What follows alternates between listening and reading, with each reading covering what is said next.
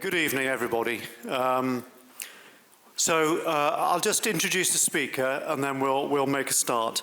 This is our fifth public lecture of this academic year. And in fact, it's our annual Sir Peter Hall lecture. And I will introduce the speaker in a moment and I'll say a little bit about Peter. So I'm Nick Gallant.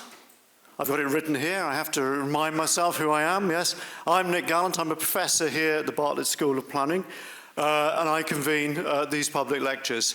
So they've been going for about 15 years. It's a sort of quarterly event with the standard lecture and then the Peter Hall lecture at the end to round off. So these lectures are an opportunity really for us as a Bartlett School of Planning community, Bartlett School of Planning Plus community, to hear the research of leading scholars and practitioners from around the world and ask them questions and quiz them on what they've been doing. The Peter Hall lecture, as many of you will know, is named after our late colleague, Professor Sir Peter Hall. Peter passed away around about 10 years ago, or just under 10 years ago. So here in the school, Peter is very much remembered as a friend and mentor who encouraged and supported many of our careers over a number of years. And you will obviously know also that beyond the School of Planning, Peter was very much considered an intellectual giant in the field, making foundational contributions to the art and science of planning, but also undertaking research that had immense relevance and immense impact. So I think we take from Peter's legacy the need for planning research to have an impact and to basically instigate change where it can. This year, we've had a number of contributors to this series. I'm not going to mention them all. Next year we will have another program and I hope to post details very soon so you can book up a year in advance to avoid disappointment, and that program will be on our webpage shortly. So to this year's annual Sir Peter Hall lecture, I'm very happy to welcome Professor Flora from the University of Cambridge. So Flora is Professor of Architecture and Head of the University of Cambridge Department of Architecture. She is also former Vice President for Research at RIBA and works at the boundary between practice and academia. So I would say that makes her a very well qualified and appropriate Sir Peter Hall lecture deliverer this evening. Her work over the last 10 years has been a response to the poor quality and low sustainability of the built environment, particularly affecting less affluent areas. She has been developing spatial mapping methods to ensure that quality of life is a priority in architecture and planning. And she's been working with others in different parts of the UK and in Cambridge to build deeper connections with communities, inclusive planning processes, and very practically create spaces, including the Cambridge Room, I believe, where communities and interest groups can come together to vision better cities. This focus is reflected in her recent book, Housing for Health and Wellbeing, and it's also the subject of her lecture this evening. So that's enough from me. Flora, welcome to UCL, welcome to the Bartlett School of Planning. The floor is yours. Thank you very much, Nick. Thank you very much. It's a great honour to be here. It was interesting you using that word visioning. That's one word that I got out of reading Good Cities, Better Lives by Sir Peter Hall, a very excellent book that really inspired me. And I'm particularly proud to be here because I'm an architect and not a planner, but I really love, you'll see my passion for planning shining through in what I talk about today. So I'm going to start with a teeny tiny manifesto, really. For me, climate change ultimately is a social justice issue. And it's really all about, well, not all about, but social justice cannot be achieved without land justice. I found this interesting booklet of cartoons on the land question. I don't know how old it is, but there is Inspector Lloyd George saying, I shall have to charge you excess luggage on this. The whole question of land justice, land ownership, well, it loomed up with Jeremy Corbyn's manifesto at the last election, but just does not go away. So land justice cannot be achieved without robust, comprehensive and up-to-date data on land value, use and change. And I would argue, and I'm a huge fan of Mark Tudor-Jones and Alexander Wilson's book, Digital Participatory Planning, but I would argue that we need a planning system that's inclusive and transparent, built on robust real-time data, and a reimagining of planners as trusted guardians of information. That's a Mark Tudor-Jones phrase, but I really like that. So that's my kind of manifesto behind what I'm going to talk about. So what I will talk about really is a series of research projects that I've been working on over the last probably 15 years, I would say. I think probably it's perhaps not a good idea to talk about consecutive research projects, but they all build one on another, as I hope you will see. And I'm right in the thick of it now. So these pragmatic projects aim to influence the capturing of intangible social value outcomes, including design value. I can see Chris Foy over there, who wrote a piece of work on design value back in the day. But we don't want everything to be about economic value just because it's easy to measure. Can't we be more creative and clever about capturing other kinds of value? Aiming to influence engagement, well, to make it more inclusive, and map making for a practical, transparent and evidence-based planning system. And I'm very happy to have Wei Yang in the room as well, who's been a huge inspiration on that too. So I just wanted to say a couple of words about value, really.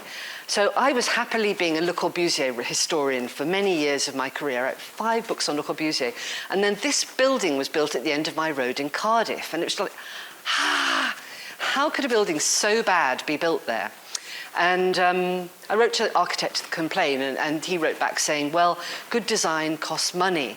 And this was my kind of road to Damascus moment, because I believe that good design creates value. And we've done design projects on this site. It's got a river, playground, all these things, wonderful site. And we end up with this building. And so this got me into a whole territory of thinking about value, which is a subject that architects really hate talking about. The dragon of measurement culture, architects do not want to be seen as an increment of economic gain or any other kind of gain. So that became a little bit of a mission for me. Also, the way in which design is perceived by the general public and spoken about as part of that. So building into that, we started to think about this thing, what is design value? And when I was with Cash, with Chris, we did these reports, design value at the neighbourhood scale, which led on to another report, which was design value, the housing design quality conundrum. And really, we loosely argued, not very epically, that design value was the same thing as sustainability, social, economic, environmental, and actually I would add cultural value. Put them together, you get design value. That is what a good building is, or a good place. Because there's so much in the industry of architecture and planning and placemaking that if you don't say what it is you're contributing, you will be ignored. So we did this little graphic out of the design value, the design conundrum, and about the journey towards housing delivery. And at every stage of the way, value bleeds out of the system. We found this by investigating and studying a whole range of sort of average housing estates across Britain. So this is one that I got, which was in Bridgend in South Wales.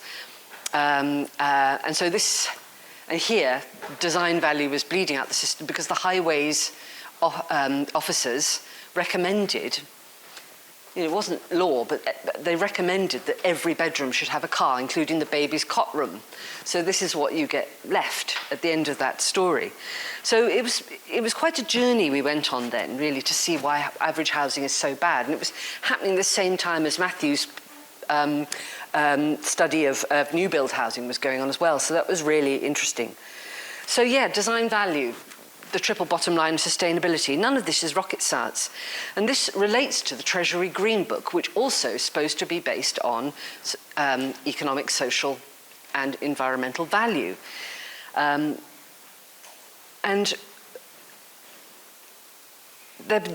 people are starting to develop better ways of demonstrating the social value. Social value always been the one that's most difficult to talk about. But we have a long way to go until government decision-making on return on investment is truly based on the triple bottom line. Interesting, local authorities like Manchester are actually getting up to speed with about 30% of procurement is based on social value. That's quite exciting. So the vision here is around a procurement system which is based on value. This was a very important document that came out from the Construction Leadership Council around how we should be moving to a system where buildings are procured by value-based procurement. Get rid of all those giant tomes where the only people who make any money are actually the lawyers.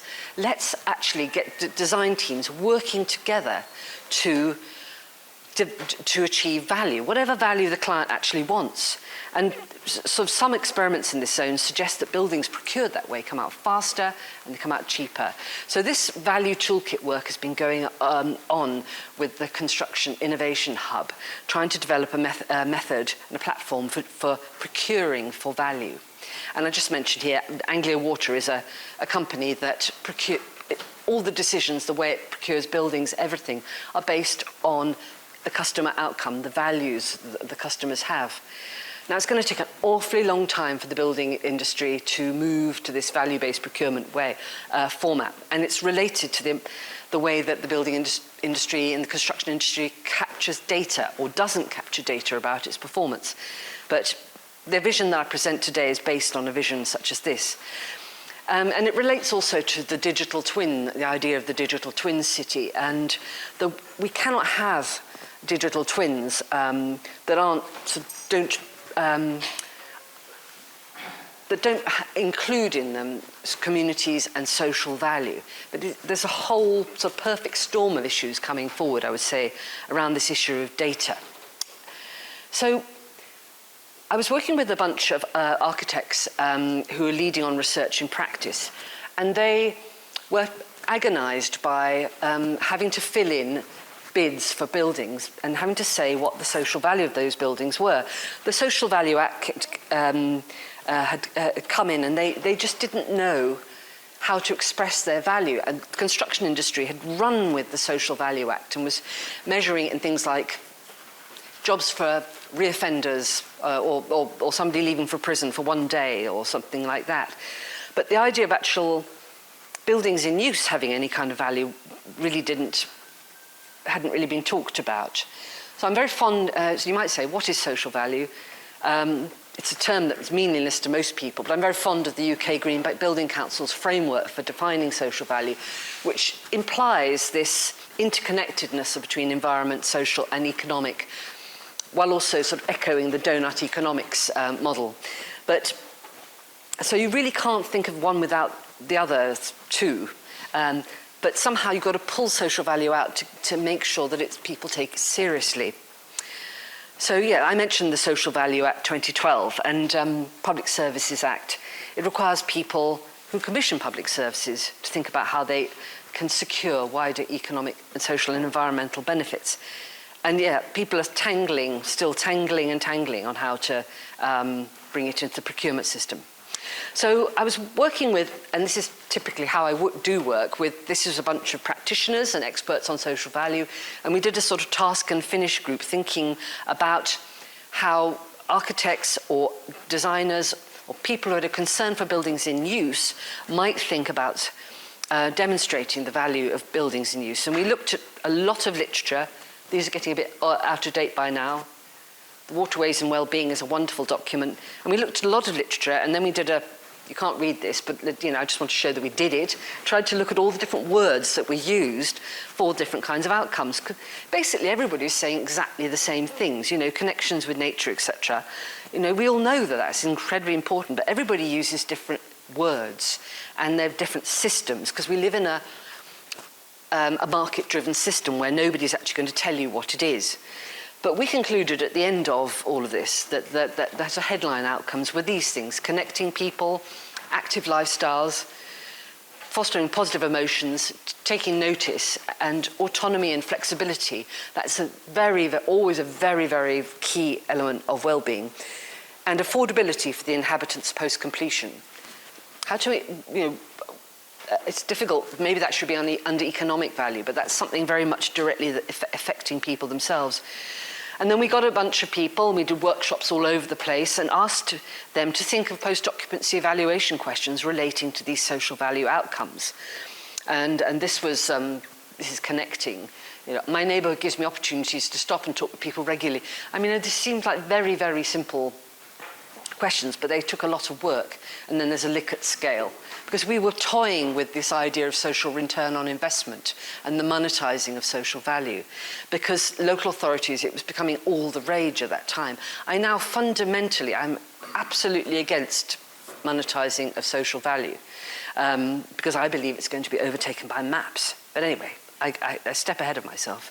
So we did a trial on various housing, with practices in various housing estates and developments, and came up with this thing, the Social Value Toolkit for architecture. And it really was a provocation. Yes, buildings in use, places in use have social value. And I'm pleased to say that I don't think it was just us, but at least that seems to have landed on the agenda. And then we were looking at social value in more global aspect in this publication, an special of architectural design on social value in architecture. So that work led very directly to this project, Mapping Eco-Social Assets, which was a Newton project, a collaboration with Santo Tomas University in the Philippines. We were working in parallel with one another, because it became very apparent it's not enough to say what the social value is or to do a questionnaire or something. You need to know where it is, where precisely it is. Otherwise, it's kind of meaningless. The data goes into a kind of mush. So we started these workshops with communities on mapping social value. Now, none of this is rocket science. I'm sure a lot of you have done these things. But it was our attempt to bring the engagement and asset mapping in line with social value that was the novel thing here. And we worked in schools and neighbourhoods and came up with maps and took the maps back to people and came up with these, what we called the happy maps. This was of an estate in Reading, starting to layer, multi-layer maps of these different kinds of value. Again, not rocket science.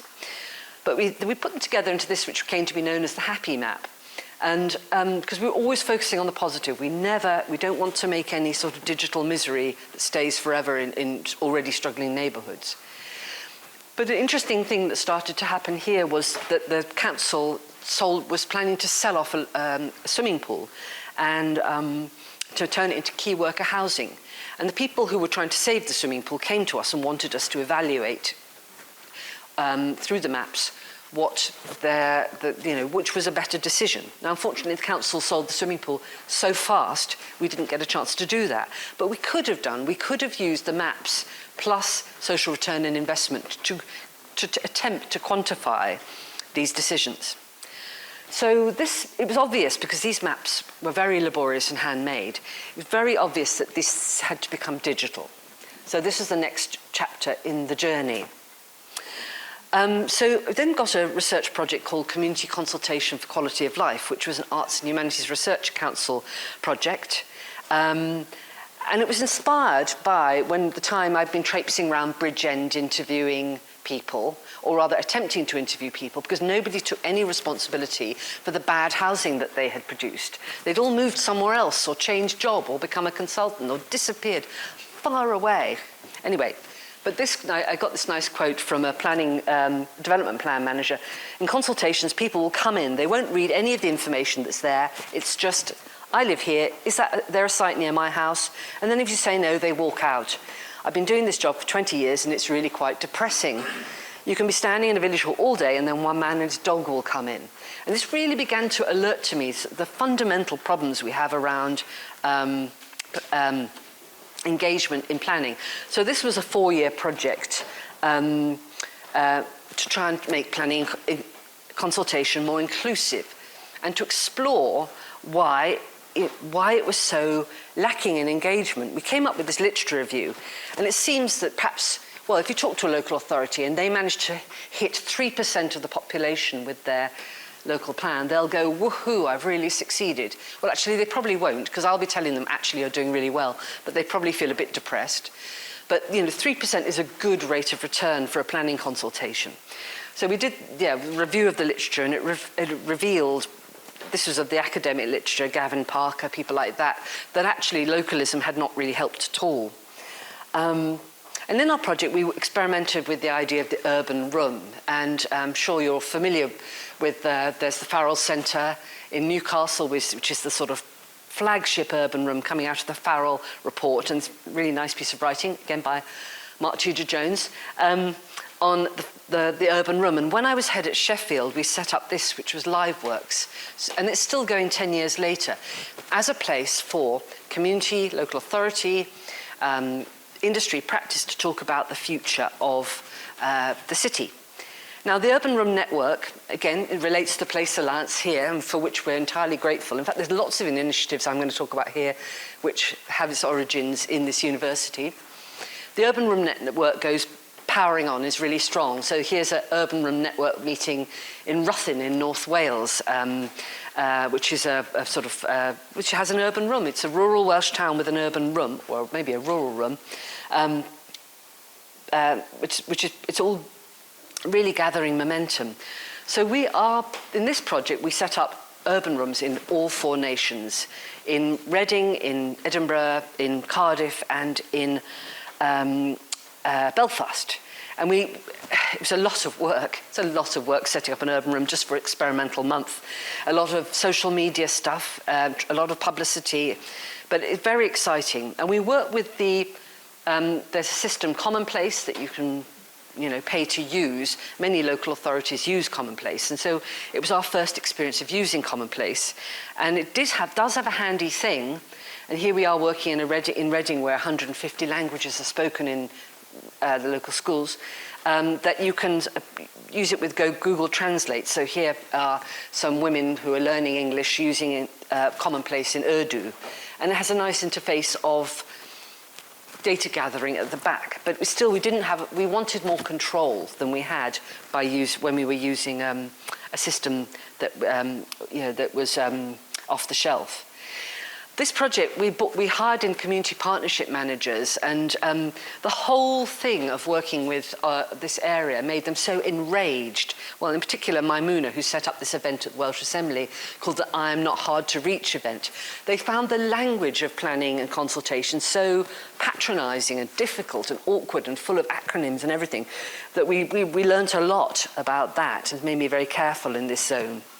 Another thing we learnt about was arts engagement. I mean, here we've got Nuala, the spirit guardian of the River Farset.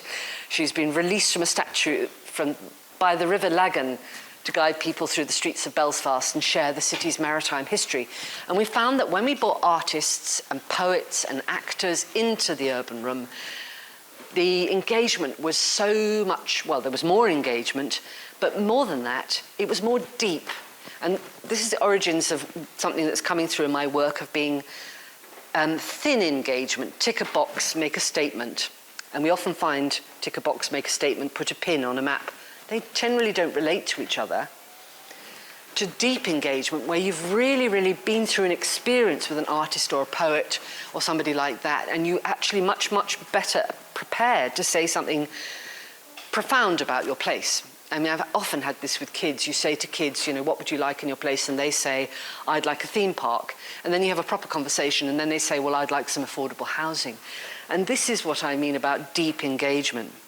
So we produced this inclusive engagement toolkit, which was some very simple principles about how to do engagement, okay engagement. It wasn't very high bar we're asking for here, because we discovered I can't show you examples of bad engagement processes because that wouldn't be very ethical, but sort of shudderingly awful engagement going on.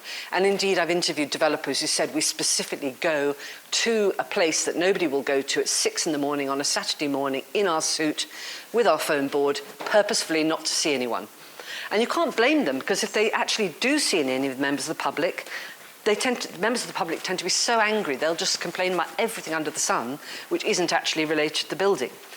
But so it doesn't have to be this antagonistic and process. It just really doesn't.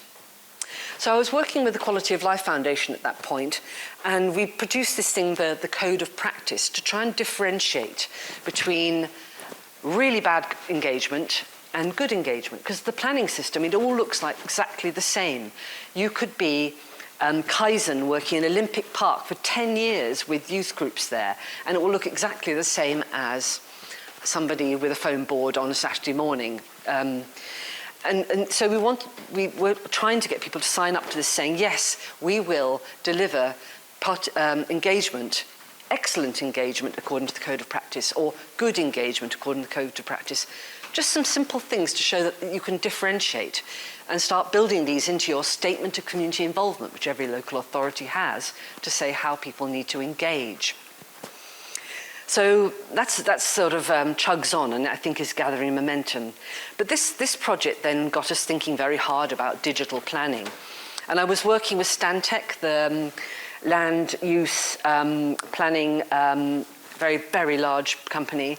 And we produced this report at that time, delivering better place outcomes through the use of data, which included this diagram in which we were proposing that social, environmental, and economic data should flow into maps into a national place portal and then be used as a basis for evidence-based policy.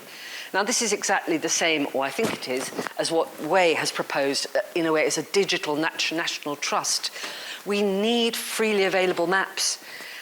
I keep finding people, in small businesses and architecture practices, they're hiring students so they can get access to their free Adina Digimap licenses, because people cannot afford to get data. So a lot of the built environment is being built on really, really poor data. So within this system, if we say we home in on the social value layer, we're arguing that there should be active data. That's data co-created with communities. And then it should be passive data. That's data that comes through, indices of deprivation or historical things or whatever that comes through in a kind of normal way. But then also the physical and spatial context. And that physical and spatial context is going to get much more intelligent very soon. So I always minded to think about Reading, where we were working, and the local councillors said, those kids don't need a playground. They've got a playground 50 metres away. But lo and behold, there was a motorway in between. And it's these sort of accessibility issues that I think is going to be very exciting as maps become more intelligent going forward with that. So, we need a fully integrated and holistic system of plans for the UK overall. And I work with Way in the Digital Task Force for Planning, but we really, really need a UK spatial framework, and one that shows all the data that we have on places. And it seems like the government is waking up to this. Although it says, I noticed it said by 2025, the UK will have a coherent national location data framework underpinning a flourishing digital society. Well, I think that's looking rather hopeful at the moment.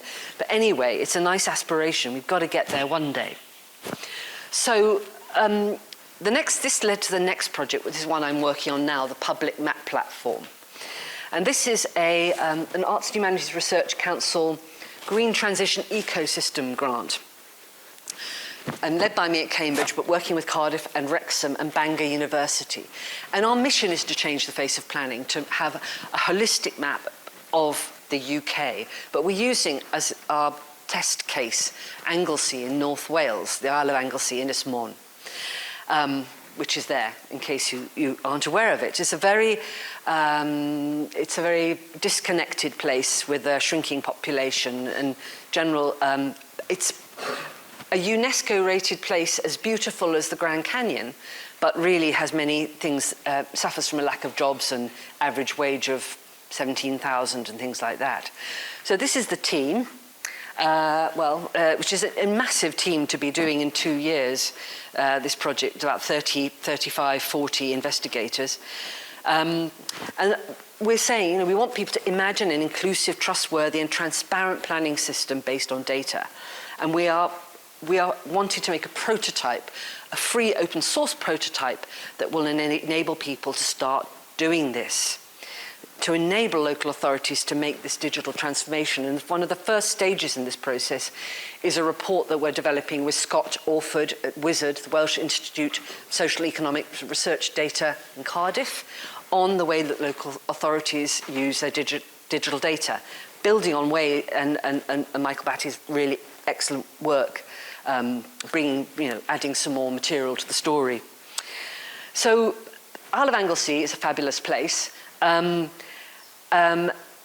it's a place where Welsh is the common language. So we have an extra multilingual dimension to this, which adds to the story in a very interesting way. So in Wales, we have a very wonderful policy framework, which is the Future Generations Act, which is sort of envy of certain countries across the world. And the idea being that what you do has to be good for future generations. I think it's 6 future generations working forward. So, but the Welsh Government is struggling with how to evidence progress towards the Future Generations Act. And so we're going to make a baseline map of Anglesey to measure progress towards the delivery of the wellbeing outcomes of the FGA, which is quite exciting. And we have the Welsh Government and lots of great people on board. And we're going to do this with kids and young people, because in Wales, people can vote from the age of 16. And I'm sure you're all aware of how much children and young people are excluded from the planning system or feeling any kind of instrumental power over things when they're the ones who are most affected by it. So our aim is to develop a new generation of community scientist mappers. And we're helped by this by the fact that in Wales, they've got rid of the England national curriculum, hooray, and they've put in place a new curriculum for active citizenship. So we're trying to build our map making into schools so that they will make maps and the project will remain resilient going forward. So we want to make a team of mappers. This is the T-shirt we've designed for them. A little team of, not Ronaldo or Messi, but mapper. That's the plan.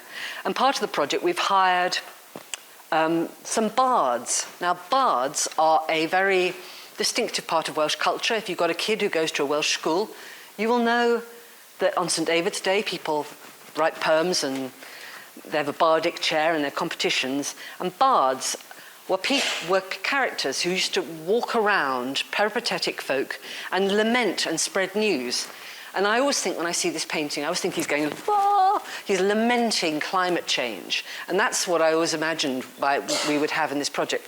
So this project includes 3 creative practitioners who are bards, who are being part of our engagement activity, getting people excited about the possibilities of their place.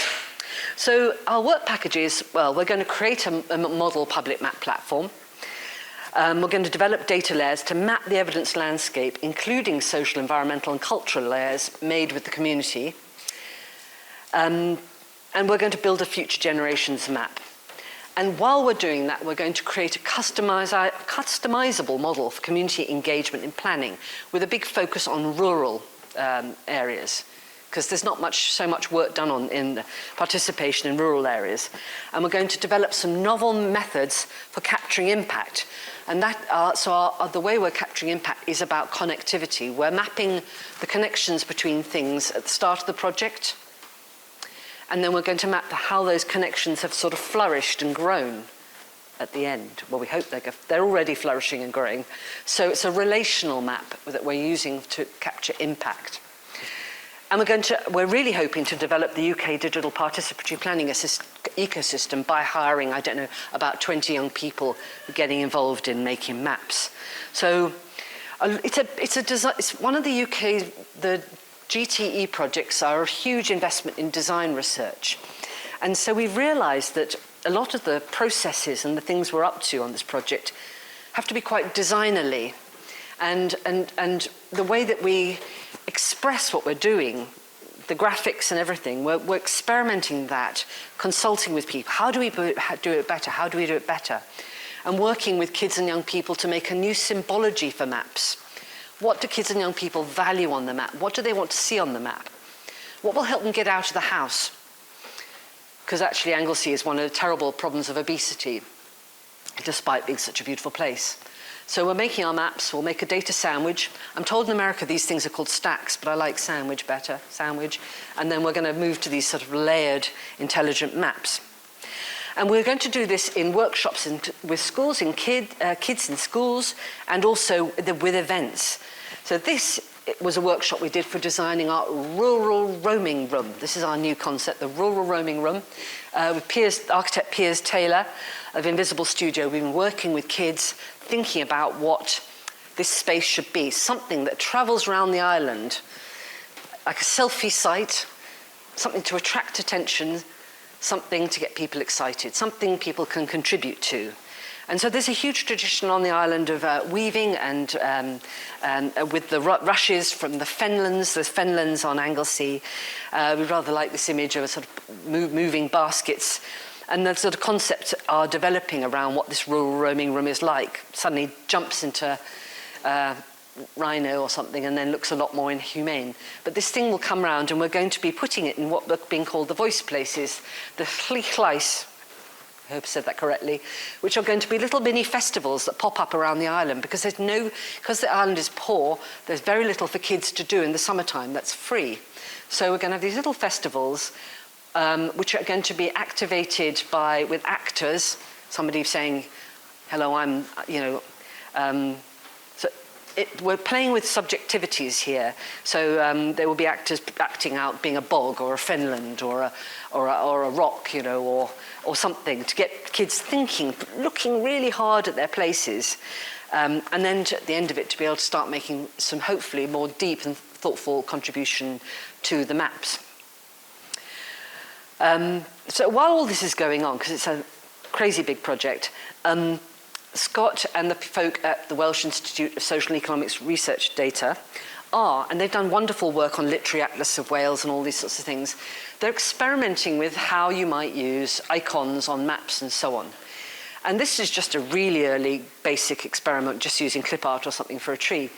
But if we're anticipating a map that we're using OpenStreetMap and Complete My Street, freely available resources, I think, coming out of here, for making our maps. We're trying to make them a bit more fun.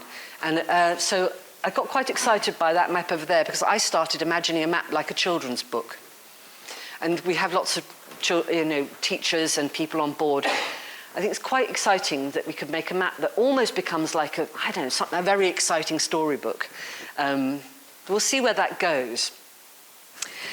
So yeah, we're training lots and lots of mappers, community mappers. We're getting an army of them coming on board, learning how to make maps. And we're also working in an analogue way with kids in schools, thinking about, for example, wonderful dark skies that they have in Anglesey, about stars and other things like that.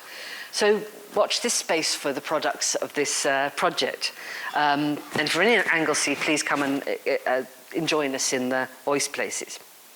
So we're going to have to do all of this, gather tons of data, code it, and think about how to do that in Welsh as well, because coding doesn't necessarily work so well in rather endangered languages like Welsh.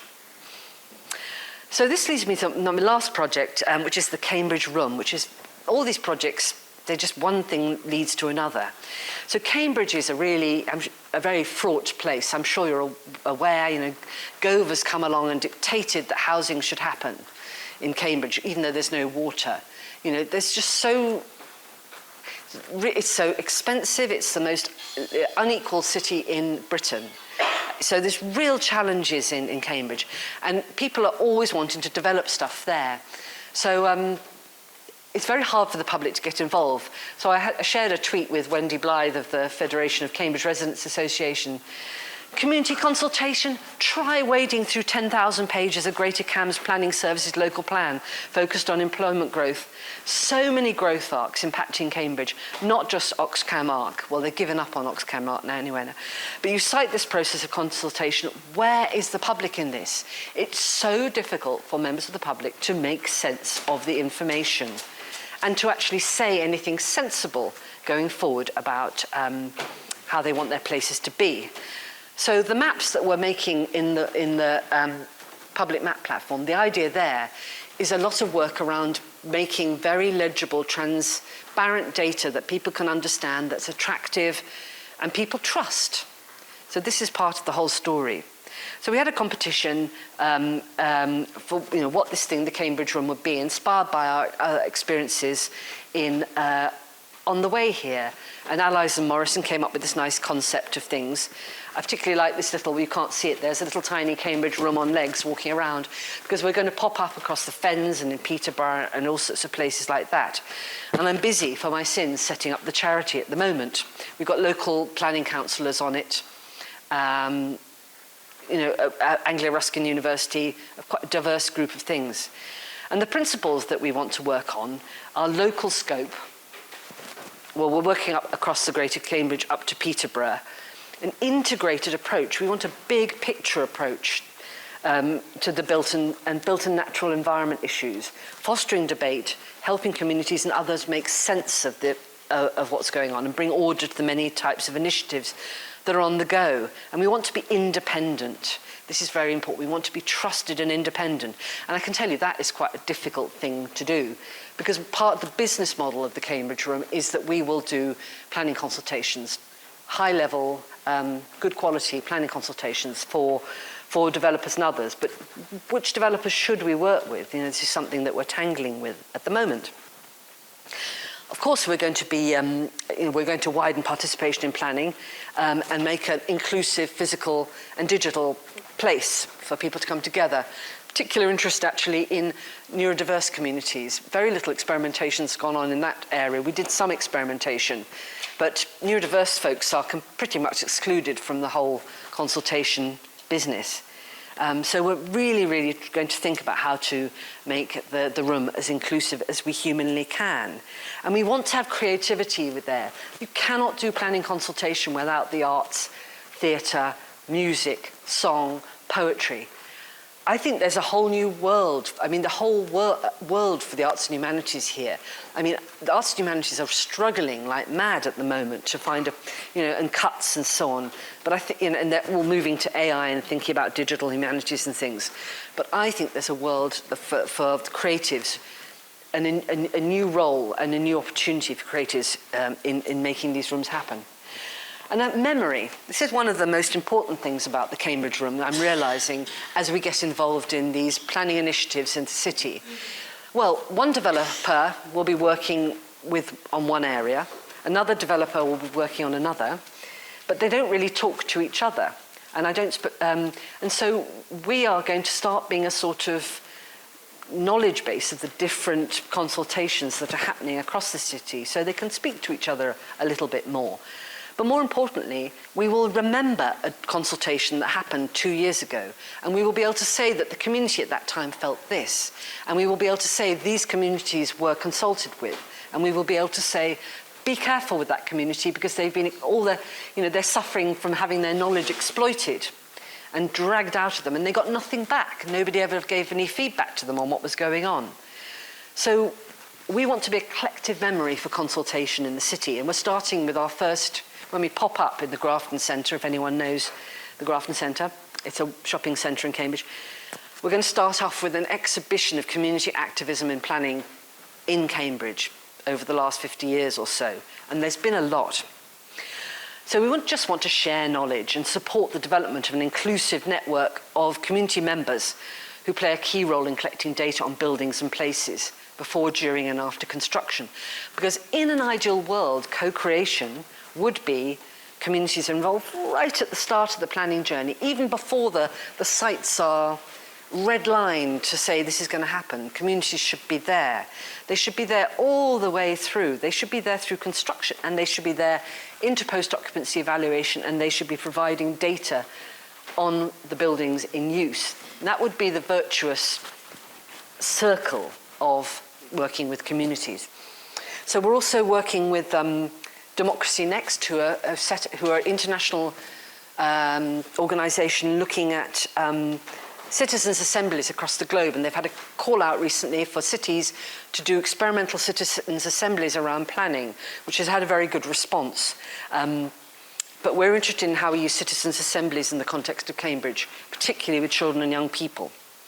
So these are some of the sort of principles. We started off with competition with students because students, town and gown, students are typically ignored in these efforts. I thought this was a rather nice student response to the competition we held. What might be possible if we prioritize this space? We prioritize spaces for connection, conversation, collaboration, and co-creation, being and doing alongside each other. And one of the winning competition entries was of a giant table. I mean, in Cambridge, we take eating very seriously. We do a lot of eating at tables, enjoying ourselves. And I thought the idea of a table as a community connector was really beautiful. So we've got about 22 local groups on board for our local advisory group. And some of these groups are groups of many, many groups, like the Resilience Web. And we're working to get started on the room. And we've sent, this is, I mentioned citizens' assemblies. People have been, this is the Ideas Exchange, which is a mini citizens' assembly in Hartree in North Cambridge. And we've got researchers investigating the spillover benefits by interviewing members of the Citizens' Assembly about what they gained and what they learned from being part of this experience. Yeah, so that's going to be our pop-up site coming soon. Yeah, I mean, it's very good that we're a separate charity because, there's a lot of hostility to the university in Cambridge when you sort of start to pick out, scratch beneath the surface of what's going on. So, in conclusion, I've taken you through a whole run of projects. So the talk focused on 6 funded research projects, each building on the next, to develop practical guidance on capturing intangible social value outcomes, including design values. So in our maps, we're capturing data on social value, and we're experimenting and developing all the time how to do that. We're developing practical guidance on inclusive engagement. At the end of the public map platform, we're going to have a whole range of tools, things for people to use, advice, how to do engagement map mapping with kids and young people as a priority. But that doesn't mean we're not interested in other age groups. And we're experimenting around map making with communities for an evidence-based planning system.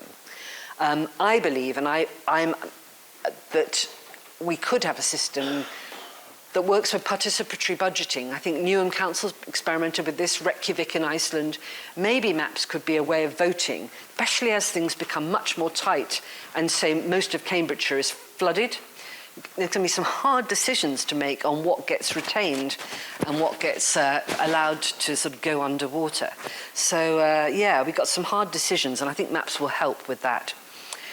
Climate change, ultimately, of course, is a social justice issue, including justice to future generations. And it cannot be addressed without evidence-based levelling up. Goodness knows where our government is going to go, but this whole idea of levelling up, when you don't actually know what was there in the beginning, impossible.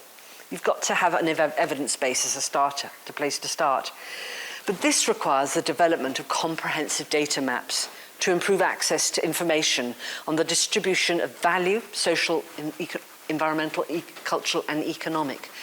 We need to be able to see this set out with rigor in maps, and we have a long way to go until we can actually get there.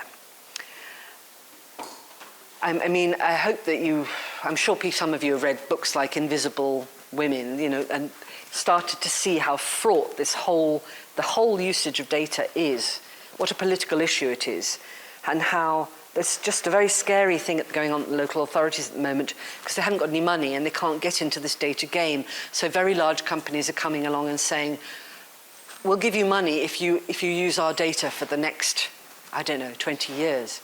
This is very scary. We need to help local authorities on this.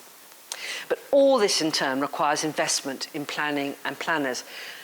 But I believe if we put in a small injection of investment and change the system towards a more automated system, that would free up planners and planning and planners to then start looking at the things that really matter in life, the relationships with people and the environment. So I will stop there, and thank you for your attention.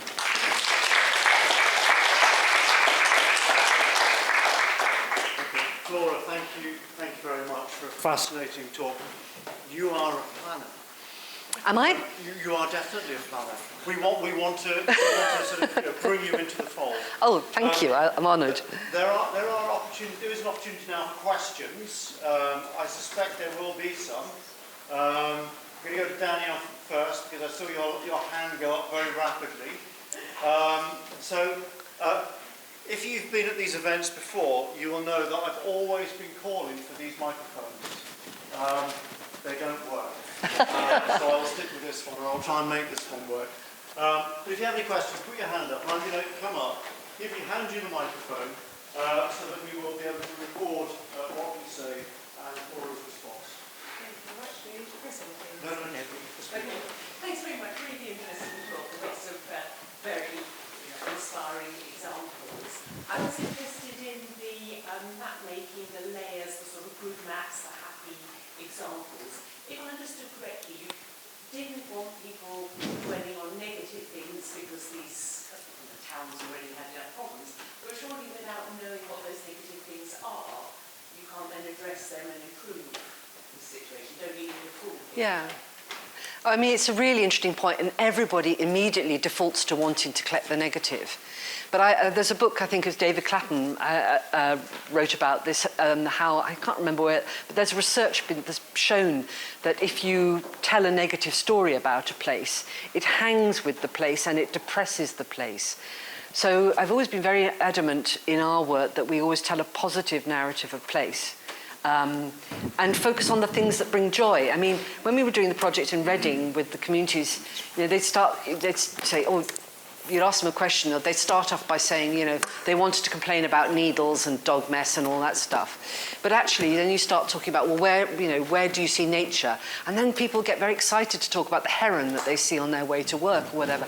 And I mean, there's something I'm not an expert in this, but there's something transformational in asking people to focus on the positive things in their place. The crime statistics, the police, they're all busy collecting miserable information. Let's just focus on something a bit more constructive. But we can't be leaving a sort of dirty digital detritus for communities. I don't think so. Okay, thanks. We have another question, please. Yeah, thank you. Thank you, Flora, for the fascinating lecture. Just want to ask a question, because you're an architect, and then your conclusion is invest in planning and the planners. So should we have difference between architects and the planners? Should be one profession about the built environment? So how you differentiate planners and architects? Well, I think that's a super interesting question, and I find at Cambridge, students there are becoming very...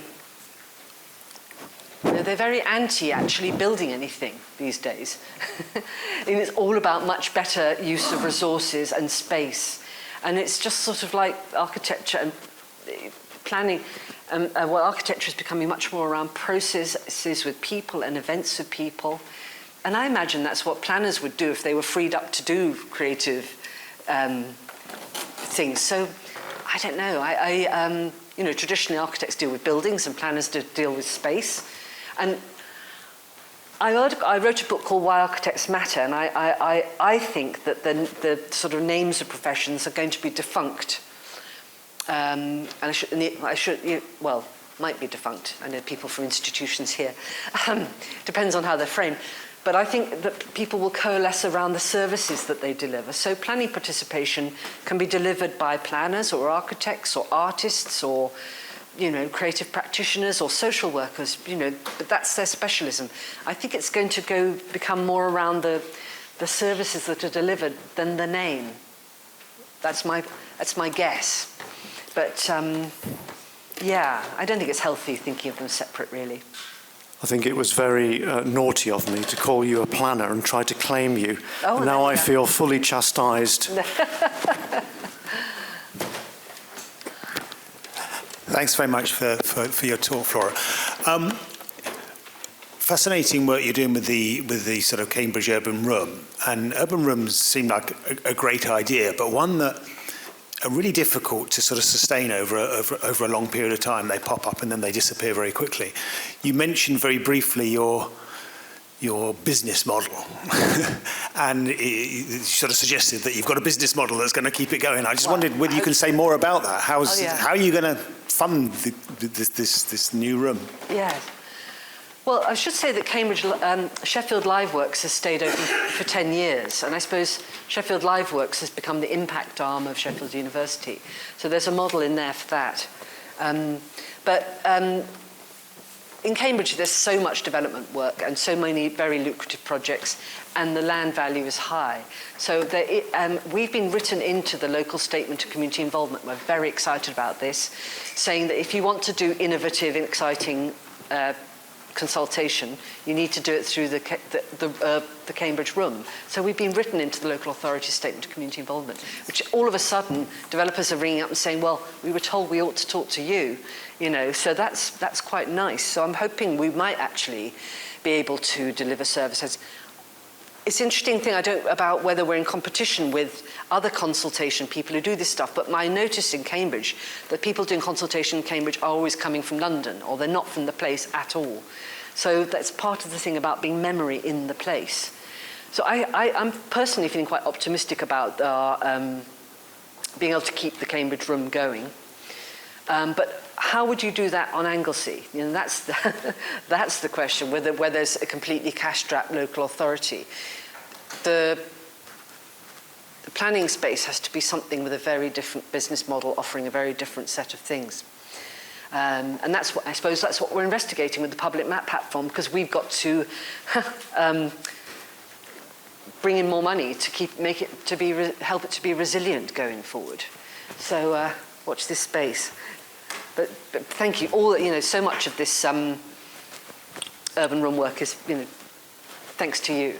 So appreciating it.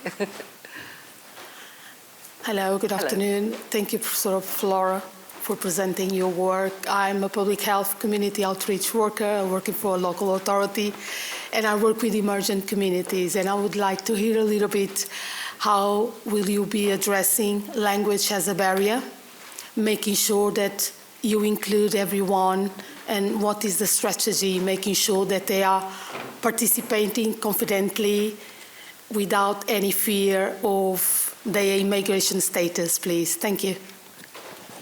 Oh, well, that's what we wrote the inclusive engagement toolkit to give just a set of advice on this, because we couldn't really find, it's not a very well-researched area in the literature. And they're just really basic. There's the Consultation Institute that does consultation stuff with NHS and stuff like that. It's highly professionalised consultation work. It doesn't really overflow too much into the world of built environment consultation. And just such simple things that people need to do, like ensuring there's a feedback loop, ensuring that communities get the information that they need.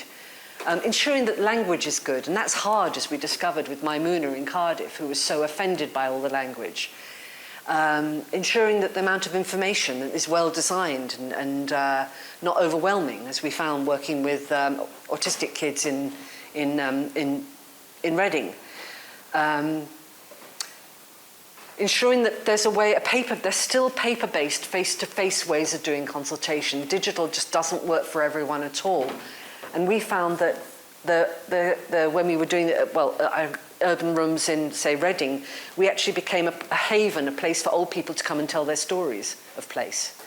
And people who are lonely, and kids after school. It didn't fit with our ethics application, but kids just came in to hang out. So I think there's lots of things in that in the inclusive engagement toolkit, which was done with Stephanie Edwards of Urban Symbiotics. Really nice piece of work. But I think really also giving back to people. They should never be asked to do things for free. They need to be it's a trade, a knowledge exchange, a food exchange. People should be paid. this is just really number one, I think. And I think that's really, I noticed that this is going up and up and up, that people are acknowledging that communities need to be paid. Not necessarily money, but that there is a reciprocal relationship. But another one that's super important is actually tracking the demography of people coming into the room. And this is complicated from the point of view of ethics and data protection and everything. But it's just no use when the consultations are happening with just one sector of society, but nobody's revealing, if you're not tracking on the consultation who you're reaching, how can you then say, look, this group is not being met, and make a special effort to go and find where they are and bring them in? And one of the things I'm interested in is somehow, I think there's some talk about you can get the demography of a place and all the people you're supposed to be talking to. So in Reading, we had a hard time engaging with the Polish community. You know, should we, the little bit of data we have on the Polish community, could we kind of give it more power? It's like a graphic equalizer of opinions.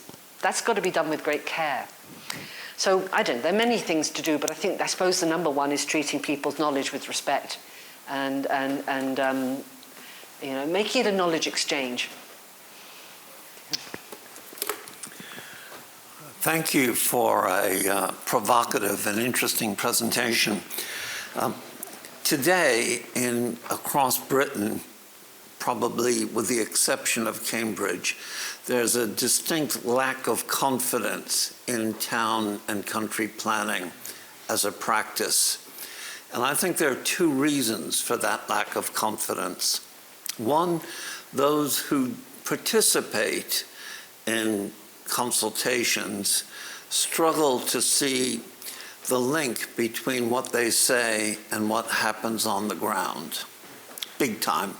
Yeah. So they may have a good time, they may be treated with respect, but 1 year, 2 years, 10 years down the road, where's the results on the ground? And moreover, when those results do come forward, they don't appear to be just. And I've heard it said recently that social justice cannot be achieved without land justice. That's where you started today. I'm struggling as a participant here today to understand how the excellent consultation mechanisms that you're practicing and trialing will lead to more confidence in planning and more just outcomes. Well, thank you for that feedback.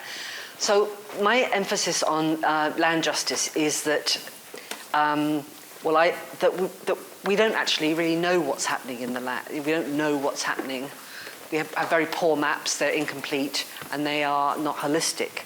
So I would like to see a system of maps that revealed injustice and revealed where, say, for example, in Wales, what is it, 98% of land is owned by, of 3% of the people. That these things will be revealed through maps and people would see that.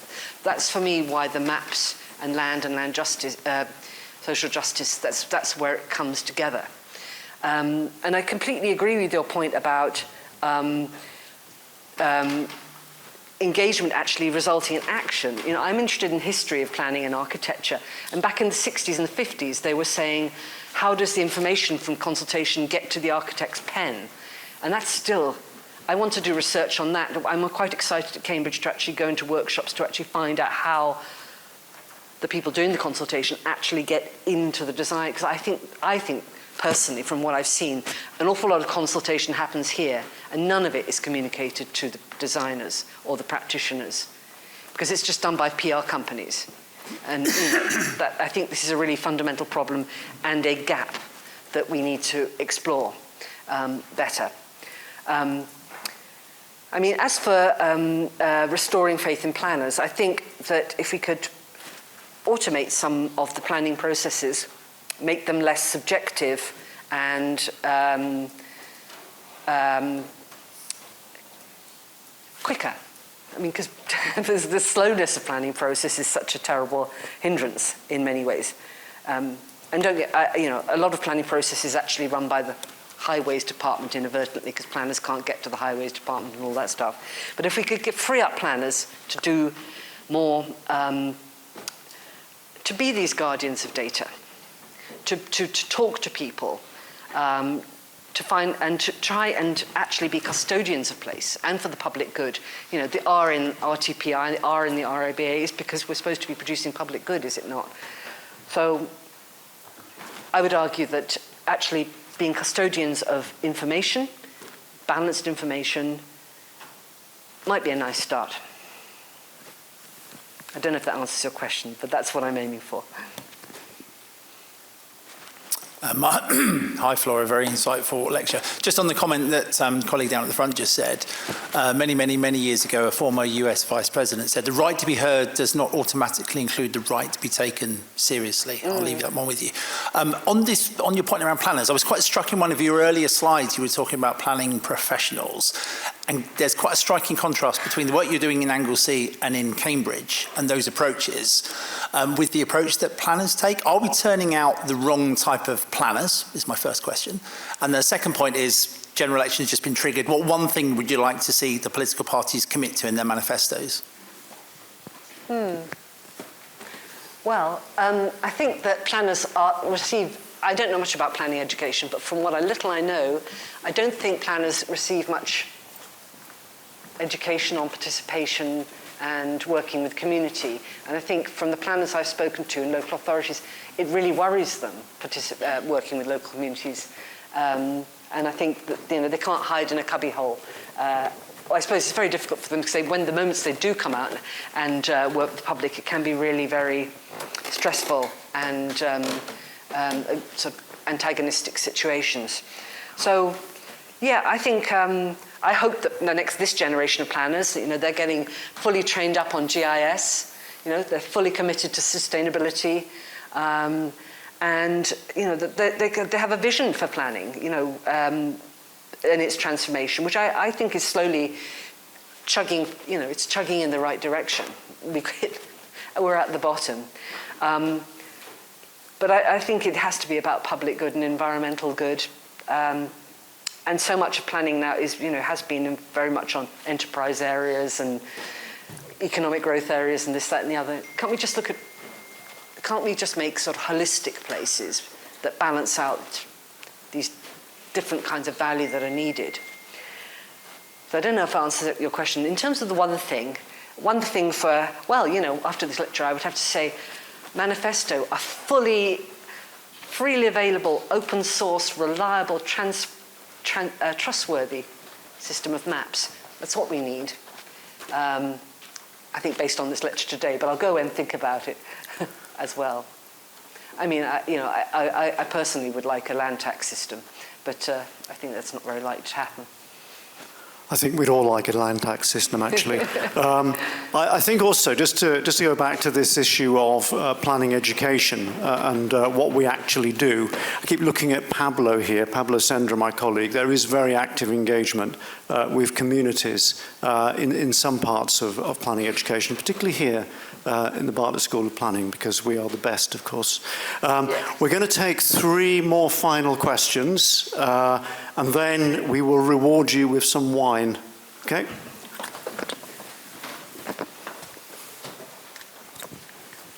Thank you. Apologies for coming in late. I certainly needed a map to find this lecture theatre in UCL. Your figure of 3% participation doesn't disturb me at all. I think actually you'll find it's not just 3%, it's the same 3% on every application in those localities. Yeah. Now, my concern is language, and I don't mean linguistic language, I mean professional language. And I think sometimes that does throw a lot of people. And I just give you a simple example. And it's very easy in the planning architectural world to talk about hectares and acres. But most people haven't got a bloody clue what a hectare or an acre is. But they do know what the size of a football pitch is. That's because they watch it on TV. Yeah. They've got some idea it's 120 metres by 60 metres. And I've actually found when I've dealt with issues of density in my neighbourhood, people understand the point I'm making. It's one of the densest neighbourhoods in London. better when I use those analogies than I do if I talk in hectares and acres, which is what the professionals want. And I think that's what's desperately needed if we're going to demystify the planning system. Yeah, no, I mean, I couldn't agree more. And we're looking at language and looking at symbols and looking at maps to make them somehow something that people can engage with. I mean, I got into this whole map thing also because I'm scarred by the experience of being a resident in a street who's tried to make a complaint about a development at the back of my house. And then you have to get 50 names on a petition, and then you have 3 minutes at the planning committee where you feel like you're humiliated. And then because you can't speak the language of planning, and you have to get yourself a planning consultant in to be able to talk. And any member of the community, for that 3 minutes of pure humiliation, you know, I'm a professor of architecture and I'm humiliated. What the hell is it like for anyone else? I think that moment is a particularly horrible time for community members. As a former county planning officer, I remember having a public meeting where the policeman had said, just make sure that nobody gets between you and the emergency exit. That was one of those events where you think, yeah, we're coming in rather late here. But, and we weren't the developers, we were the, if you like, just the independent planning authority. About 25 years ago, I became involved with Planning for Real, and I'm sure you know much about that. I was delighted to see, in addition to the digital approach that you're using in those, you still use the simple stuff. One of the things that we realized was that although younger people certainly are very familiar with all of this kind of stuff, people who are more advanced years loved felt tip pens, post-it notes, and all the rest of it. They felt less threatened by kit and stuff. We also, in Planning for Real, use primary schools for building models, which can then be used going round. And they tell their parents and grandparents about what they've been doing, and that's a way of getting further engagement.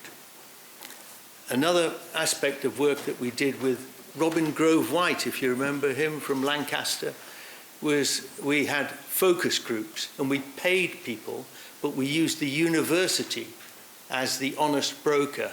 And the people in the focus groups weren't told until right at the end that it was the county council that was actually going out and getting this information, at which point the people were delighted, even though they knew they were getting paid a little bit of money, that the county council actually wanted to know their views.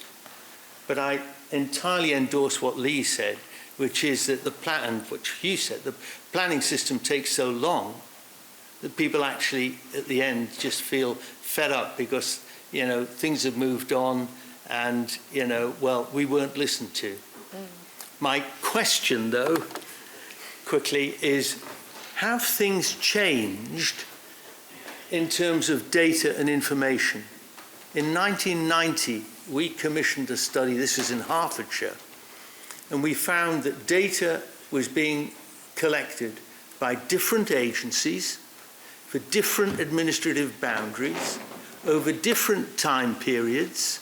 It was being held in different databases and stuff that didn't talk to each other.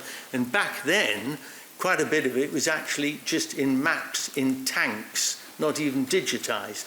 Have things moved on? Is it all being, is it all speaking to each other now, or are we still back in the dark ages? Sorry, that was a long one. That's a really good question. When you were talking earlier, it made me think of, there's a really great PhD about doing consultation with cake. I think cake being a very successful medium for this stuff. But no, I don't think, this is the problem, and this is, even within local authorities, there are bits of local authorities that are using different data that don't talk to each other and they aren't sharing, still to this day. But systems are getting more interoperable, which is very, you know, one of the wonderful things in Wales. They've got Data Map Wales, which has got 2,000 layers of data. And they are experimenting and making the layers work much, much better together. It's one reason why we want to make our own data interface and move away from commonplace, because we really want the layers to be interoperable. So this is what our report on local authority planning and data building on Way's work is about. But what you're saying about 1990 sounds pretty much like what we're encountering now. You know, and the government's very pleased with the prop tech competitions that they've had, and there's some really great work coming out of them, but there's still 200 authorities that have not applied for those prop tech funds and haven't had any benefits from them. And that's because I think they've barely got a soul in the local authority at all to look at data. So yeah, I don't think things have moved very far, to be honest, though things are getting more interoperable. Okay, we're on our last question now. Okay. Hi, thank you very much. I'm Sonia from the Bartlett School of Planning. Sorry. I was thinking, I mean, it's a very interesting presentation that you've given. I believe that a lot of improvements on data that helps us to understand better the places that we're trying to plan would be beneficial. But I wonder whether the problem is not just on the data and whether we get better at visualizing that data, etc. That data is knowledge, and you mentioned the issue of knowledge and communities feeling that they are constantly being asked to share that knowledge and not getting anything back. So I guess that my concern is whether all these improvements around data, visualization, knowledge, etc., are just going to solve the problems for communities. At the end of the day, they're being asked to share their knowledge, their deep knowledge of places. Until now, they were the curators of the places in that sense. Now, through these new ways of engaging, they're giving that away, but what is it that they're receiving back? Like, are they going to be able to be part of the decision making? Because at the end of the day, this knowledge is to be used for making decisions. Is there a way in which they're not just giving out, but also being part throughout the whole process of the decision making, and not just informers of the secrets of a place? Well, thank you, Sonia. I mean, what I should have said, really, and I kept saying that things are not rocket science in what I presented. The thing that I think does make our work special is we're trying to move towards suggest a system whereby coding, and there's been a lot of talk about coding for beauty or coding for business districts or whatever, that we could actually code areas in terms of economic, social, whatever's needed. And actually that coding could be built into the planning legislation. Because I think what we're missing at the moment is the journey from engagement, lovely engagement stuff, and there's so much lovely engagement stuff, but it doesn't find its way into the processes of the planning system. So this, I think, is what makes some of this work a little bit distinctive. So it's not just about people giving their knowledge, and people are giving their knowledge all over the place, aren't they? TripAdvisor and all these things. It's trying to pull it together into one place. And if we can get people into the habit of commenting on their places through the maps, they can start to hopefully start to see some of the impact of what they've done as policymakers look and listen to the information that they're given. There's absolutely no point in them just giving the information for its own sake. Though I have to say, my work in this world suggests to me that these maps are really useful for members of the community to find each other. And indeed our relational maps, which are showing where change makers are and centres of anti-fragility on the Isle of Anglesey. I almost think that the relational maps, you can break them down into the kinds of people who are really talking to each other. It almost could be used like a dating app as a way of finding people of similar interests and similar values and similar hopes. So I think that these maps are useful for communities to sort of find themselves and make narratives about themselves. And also to develop much richer stories of their places than they would otherwise have access to. OpenStreetMap in Wales being used, I don't know, you find a pile of stones in your field, you can go on to find it, and there you will find songs written about that place, photos of its history, what people think about it now. It's a tremendous resource for people in reaffirming to themselves other kinds of histories of their own self and their own place and their identity. And so this is why Wales, and North Wales in particular, is very interesting because of the language and the language and how it informs place and all of those things. So I think there's no point in making maps for their own sake. It's got to get into the planning system and result in action. That's what I firmly believe. But this is the starting point. And to be we just need to help people, or support or hope or pray that they become citizen scientists and gather data. There's a lot of growth in this whole world of citizen science. But can't we just get that information into one place so everyone can find it somewhere?